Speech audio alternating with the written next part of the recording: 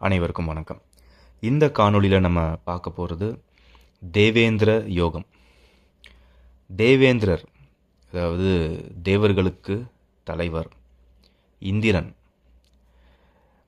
அப்போது ஒரு தலைமை தாங்கும் குணம், அது சம்மந்தப்பட்ட யோகம் அப்படின்னு அந்த பேரை கேட்கும் போதே நமக்கு புரியுது.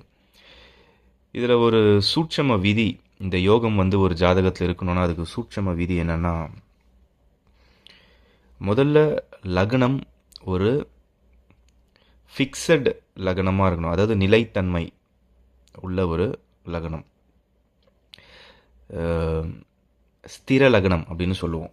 சரராசி, ஸ்திரராசி, உபயராசி அப்படின்ற அடிப்படையில் 12 ராசிகளையும் நம்ம பிரித்து வைத்திருக்கிறோம் இல்லையா. அதில் இந்த ஸ்திர ராசியான ரிஷபம், சிம்மம், விருச்சிகம் மற்றும் கும்பம், இந்த 4 ஸ்திர ராசியில் வருது. அதில் ரிஷபத்துக்கும் விருச்சிகத்துக்கும் மட்டுமே ஸ்பெஷலாக கிடைக்கக்கூடிய ஒரு யோகம் தான் தேவேந்திர யோகம். இது ரொம்ப இம்பார்ட்டண்ட்டான ஒரு பாயிண்ட். ஒன்று நீங்கள் ரிஷப லக்னமாக இருக்கணும், இல்லைன்னா விருச்சிக லக்னமாக இருக்கணும். இந்த 2 லக்னத்துக்கு மட்டுமே இது ஒரு சிறப்பான ஒரு யோகம் கடவுள் அமைச்சு கொடுக்குறாரு. எப்படி இது அமையுது? 2 ரூல் இருக்குது. லக்னத்தோடைய 2ஆம் அதிபதியும் 10ஆம் அதிபதியும் பரிவர்த்தனை அடைஞ்சிருக்கணும். லக்னாதிபதியும் 11ஆம் அதிபதியும் பரிவர்த்தனை அடைஞ்சிருக்கணும். பரிவர்த்தனைனா இவங்க வீட்டில் அவங்க, அவங்க வீட்டில் இவங்கன்ற மாதிரி. இப்போ லக்னாதிபதியும் 11ஆம் அதிபதியும் மாறி உட்காந்துருக்கணும். இப்போ ரிஷப லக்னத்துக்கு ஃபஸ்ட்டு பார்த்துருவோம். ரிஷப லக்னத்தின் அதிபதி சுக்கிரன், அவர் 11ஆம் இடத்துக்கு போகிறாரு. 11ஆம் இடத்தின் அதிபதி குரு ரிஷபத்துக்கு வந்துடுறாரு. அப்போது 1-11 பரிவர்த்தனை. இப்போ அடுத்தது 2ஆம் அதிபதி புதன் 10ஆம் இடத்துக்கு போகிறாரு.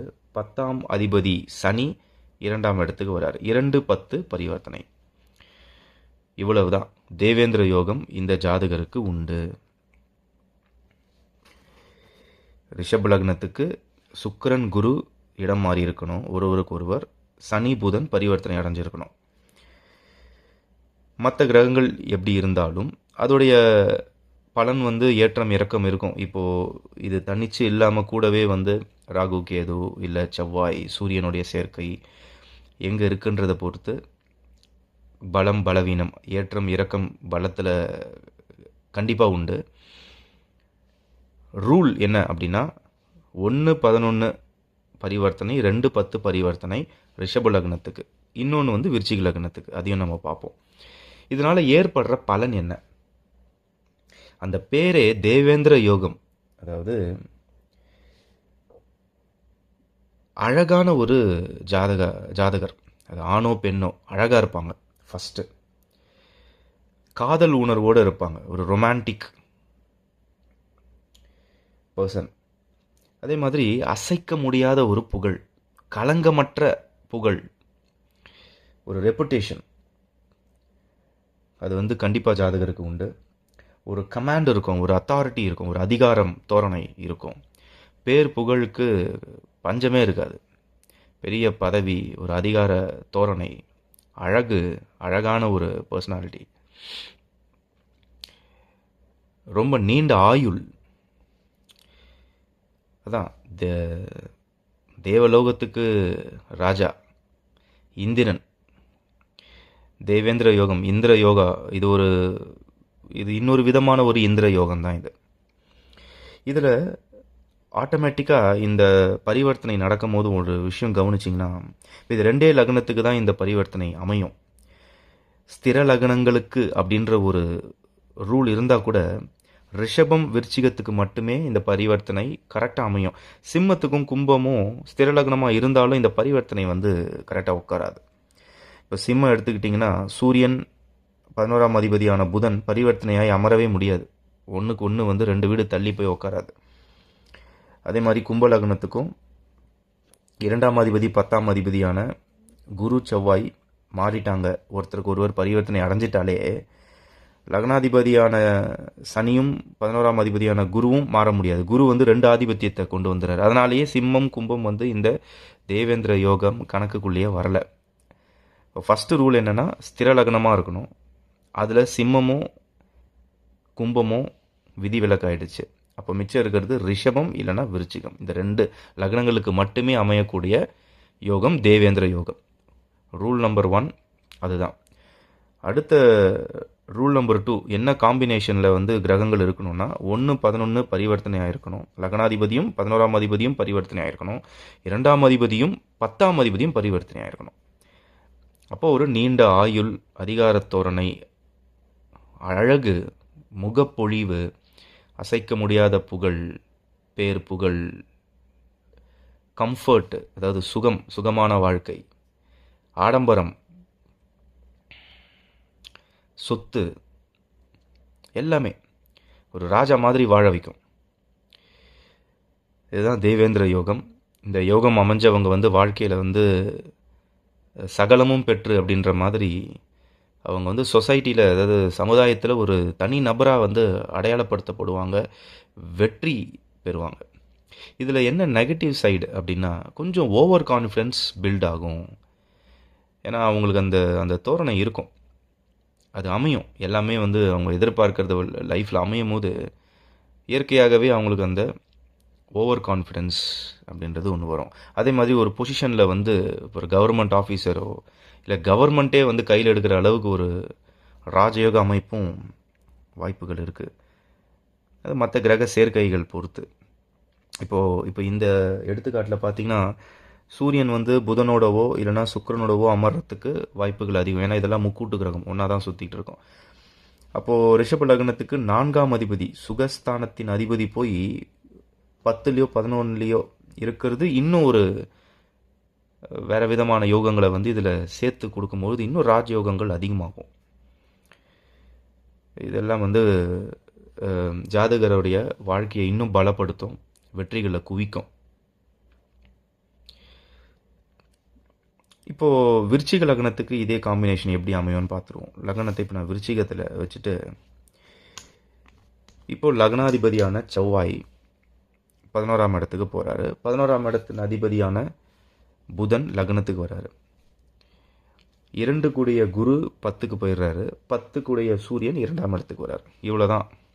2 10 பரிவர்த்தனை, லக்னாதிபதி 11ஆம் அதிபதி பரிவர்த்தனை, தேவேந்திர யோகம் விருச்சிக லக்னத்துக்கு இப்படி தான் இருக்கும். இதில் ரிஷப லக்னமாக இருக்கட்டும், விருச்சிக லக்னமாக இருக்கட்டும், ஒரு விஷயம் நீங்கள் உன்னிப்பாக கவனிச்சிங்கன்னா, லக்னத்தில் நிற்கிற புதன் விருச்சிக லக்னத்துக்கு, ஏன்னா 11ஆம் அதிபதியாக வந்து அவர் லக்னத்தில் நிற்கிறார், அவருக்கு திக்பலம் கிடைக்குது. புதனுக்கு லக்னத்தில் எப்பவுமே வந்து ஸ்ட்ரென்த்து அதிகம், திக்பலம், டைரக்ஷனல் ஸ்ட்ரென்த்து. இதுக்கு முன்னாடி பார்த்த ரிஷப லக்னத்துக்கும் பார்த்தீங்கன்னா 11ஆம் அதிபதியாக குரு தான் போய் அங்கே அமர்வார். குருக்குமே லக்னத்தில் திக்பலம் கிடைக்கும். இப்போது இந்த 2 லக்னங்களுக்கு தான் தேவேந்திர யோகம் உண்டு. இந்த 2 லக்னத்துக்குமே லக்னத்தில் நிற்கிற 11ஆம் அதிபதிக்கு இயற்கையாகவே திக்பலம் அமைஞ்சிருது. இது ஒரு சிறப்பு. இரண்டாவது, 2 லக்னத்துக்குமே 10ஆம் இடத்துக்கு போகிற 2ஆம் அதிபதிக்கு, அதாவது இப்போது விருச்சிக லக்னத்துக்கு 2ஆம் அதிபதி குரு 10ஆம் இடத்துக்கு போயிடுறாரு. 2 10 பரிவர்த்தனை ஆகும்போது 2ஆம் அதிபதியான குரு 10க்கு போகிறார். ஆனால் அவருக்கு இன்னொரு ஆதிபத்தியம் 5ஆம் ஆதிபத்தியமாகவும் வரும். இந்த யோகத்தில் 5ஆம் அதிபதியாக செயல்படுற குரு அது ஒரு உள்ள ஒளிஞ்சிருக்கும். 2ஆம் அதிபதி 10க்கு போகிறாருன்னும் போது கூடவே 5ஆம் அதிபதியாகவும் அவர் 10க்கு போகிறதுனால 5 10 தொடர்பும் ஏற்படுது மறைமுகமாக. இது வந்து இயற்கையாகவே அமைஞ்சிருது. ரிஷப லக்னத்துக்கும் அதே தான். நம்ம இதுக்கு முன்னாடி பார்த்ததுக்கும் பார்த்தீங்கன்னா 2ஆம் அதிபதியான புதன் 10க்கு ஏறும் போது, அதாவது இந்த காம்பினேஷனில் நம்மளுக்கு சுக்கிரன் இங்கேருந்து, குரு இங்கேருந்து, சனி இங்கே இருக்கிற இந்த எடுத்துக்காட்டுலேயும் புதன் இங்கே 10க்கு ஏறும்போது புதனுக்கு 2ஆம் ஆதிபத்தியமும் உண்டு, 5ஆம் ஆதிபத்தியமும் உண்டு. 5ஆம் ஆதிபத்தியம் இங்கேயும் வந்து 10ஆம் இடத்தோட தொடர்பு உடையது. அப்போ அந்த புகழ் அப்படின்னு நம்ம சொல்கிறோம் இல்லையா, பேர் புகழ், அந்த புகழ் ஸ்தானம் அந்த 5ஆம் அதிபதி போய் 10ல் அமர்ந்து 10ஆம் அதிபதி தனஸ்தானத்துக்கு போகிறார். இதுதான் அந்த காம்பினேஷன். இதனால தான் அந்த புகழ், இதனால தான் அந்த ஒரு சொசைட்டியில், ஏன்னா 10ஆம் இடம் கனெக்ட் ஆகிறதுனால சொசைட்டியில் ஒரு ரெப்புடேஷன், ஒரு அதிகார தோரணை, இதெல்லாம் அமையுது. லக்னாதிபதி 11ஆம் அதிபதியோடைய பரிவர்த்தனையினால தான் கேட்குறதெல்லாம் கிடைக்கிறது, ஆசைப்படுறதெல்லாம் கிடைக்கிறது. ஏன்னா 11ஆம் இடம்ன்றது வந்து நம்மளுடைய அபிலாசைகள் பூர்த்தி அடைகிற இடம். அது லக்னத்தில் வந்து லக்னாதிபதி போய் அங்கே 11ஆம் இடத்துல உட்காரும் போது இது அப்படியே வந்து ஸ்ட்ராங்காக ஜாதகரை எப்படி இயக்கிட்டு போகும்னா இந்த ஜாதகம் ஆசைப்படுறதெல்லாம் கேட்குறதெல்லாம் கிடைக்கும். அதிகார தோரணையோட, அழகோட, செல்வாக்கோட ஒரு ராஜா மாதிரி வாழ வைக்கும். அதான் இந்த தேவேந்திர யோகம். அது தரும் நல்ல பலன்கள். ஒரு கிளியராக இருக்கும்னு நினைக்கிறேன். ஃபஸ்ட்டு ரூல் இந்த யோகம் ரிஷப லக்னத்துக்கும் விருச்சிக லக்னக்காரர்களுக்கு மட்டுமே கிடைக்கக்கூடிய ஒரு சிறப்பான யோகம். 1-11 அதிபதி, லக்னாதிபதியும் 11ஆம் அதிபதியும் பரிவர்த்தனை அடைஞ்சிருக்கணும். இன்னொரு ரூல் 2ஆம் அதிபதியும் 10ஆம் அதிபதியும் பரிவர்த்தனை அடைஞ்சிருக்கணும். மற்ற கிரக சேர்க்கைகள் பொறுத்து இதோடைய பலம் அதிகமாகும் இல்லை குறையும். இந்த வீடியோ உங்களுக்கு பிடிச்சிருக்கும்னு நினைக்கிறேன். இன்னொரு காணொலியில் நம்ம சந்திக்கலாம். நன்றி, வணக்கம்.